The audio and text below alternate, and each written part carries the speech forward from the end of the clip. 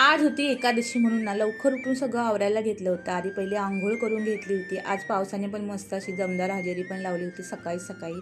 आता या दोघांना म्हटलं तुम्ही फुलं घेऊन या म्हणून ना बापले फुलं आणायला गेले होते. तोवर मी पूर्ण घर आवरून घेतलं होतं, देवारा साफ करून घेतला होता आणि मग ना फ्रीजवर पण अडचण सगळी झाली होती ना, ती पण सगळी आवरून घेतली आणि मस्त असं साफ करून घेतला होता. आता ना माझा आज उपवास नसतो, पण ना माझा ना नेहमी एक विश्वास आहे, उपवास केला म्हणून देव प्रसन्न होतो असं नाही ना. मनापासून केली पूजा, श्रद्धेने घेतलेले नामस्मरण आणि स्वच्छ मनाने जोडलेले नातं हेच देवाला जास्त प्रिय असतं.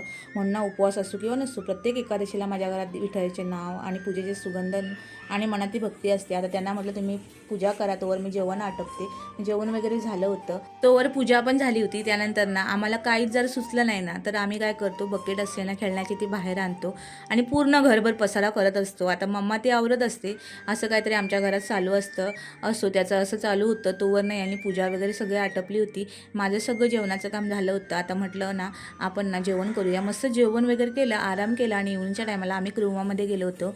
मग काय क्रोमामध्ये आमचे 8 वाजून कधी गेले हेच समजलं नाही. तर आजचा दिवस तर आमचा असा गेला होता.